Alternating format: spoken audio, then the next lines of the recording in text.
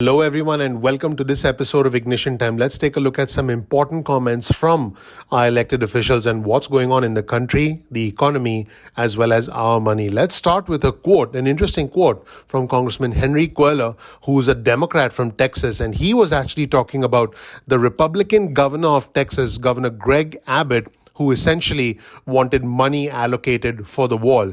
And this is what the congressman from Texas said, the Democrat Henry Cuellar. He said that Greg Abbott, I quote, ought to build the electric grid instead of trying to build a 14th century wall. Incredible comments. Let's roll the tape and hear what the Democrat from Texas had to say about his own governor, who happens to be a Republican. Let's watch. There's no way that our friend Joe Biden is going to waive any environmental laws. So if Trump was stopped, certainly Abbott will be stopped also. It's, if he wants to spend $250 million of taxpayers' dollars, you got to build the electric grid instead of trying to build a 14th century wall. Now, I have done another video on our channel talking about other Republicans who were speaking at the Faith and Freedom Coalition in Orlando. Now, one prominent Republican who was speaking was former Vice President Mike Pence. Now, what's ironic is what he was saying was actually getting drowned out by hecklers. Yes, you heard that right, hecklers at the Faith and Freedom Coalition Summit,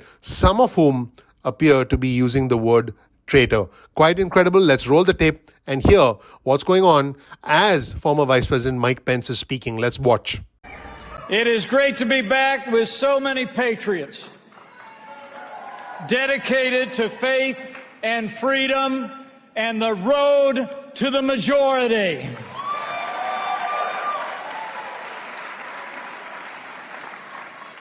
And I want to thank my friend Ralph Reed for those overly generous words. I'm deeply humbled by them. Ralph Reed knows me well enough to know the introduction I prefer is a little bit shorter. I'm a Christian, a conservative, and a Republican in that order, and I am honored to stand before you today. This is quite astonishing. In fact, let's take a look at another angle where we have a different perspective of the audio of former Vice President Mike Pence being heckled with calls of the word traitor at a conservative conference in Orlando. This is hard to believe, but it is indeed what is happening. Let's roll the tape and watch. Well, hello, America. It is great to be back with so many patriots dedicated to faith and freedom and the road to the majority.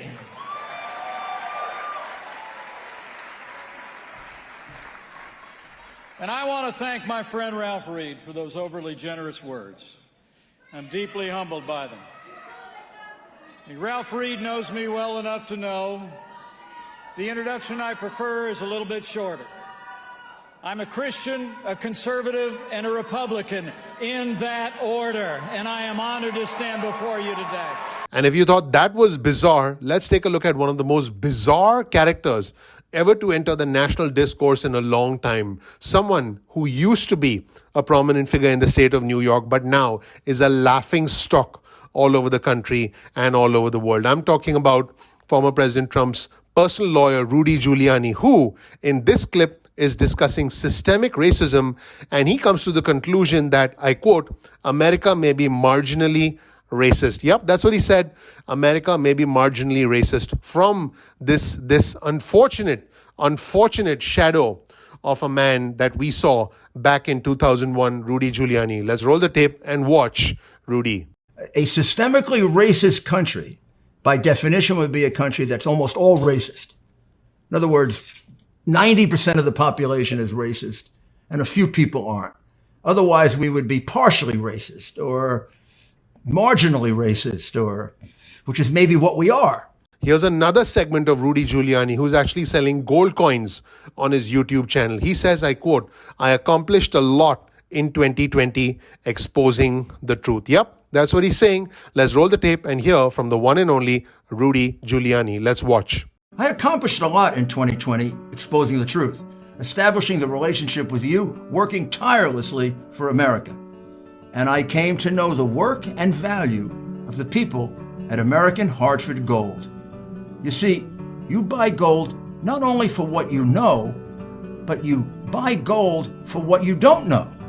American Hartford Gold is the company you can trust when it comes to buying gold. And so one thing that I find really interesting is that a lot of these Republicans and a lot of characters who are associated with the president want to create as much trouble as possible when trouble is virtually non-existent. They try and manufacture problems in an effort to agitate people, in an effort to disturb people, because agitation and tribalism is good for fundraising and it's good for voting.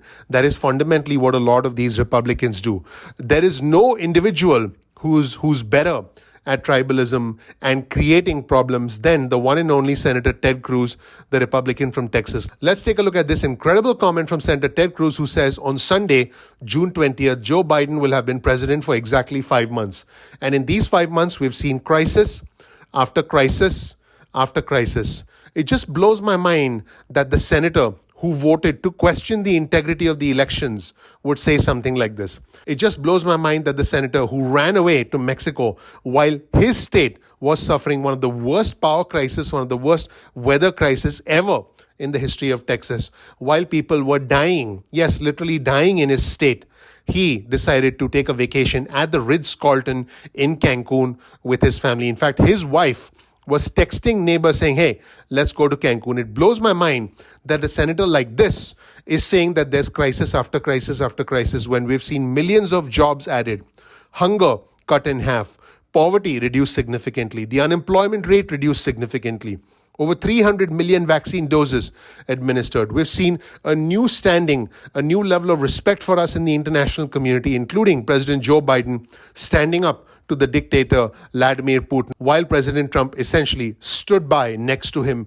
in awe of the Russian president while humiliating our country. In the midst of all this, the troublemaker, Senator Ted Cruz, says that we've seen crisis after crisis after crisis. Let's roll the tape and watch what the one and only Senator Ted Cruz, the Republican from Texas, had to say. Let's watch. On Sunday, June 20th, Joe Biden will have been president for exactly 5 months. And in these 5 months, we've seen crisis after crisis after crisis. We've experienced a gas crisis where we had gas lines and skyrocketing energy prices. We're on the verge of an inflation crisis where everywhere we look, prices are rising on food, on housing, on lumber. We've already had a war in the Middle East, and we've got a border crisis that has been raging so intensely that we're on pace to see 2 million illegal immigrants come through our unsecured border this year.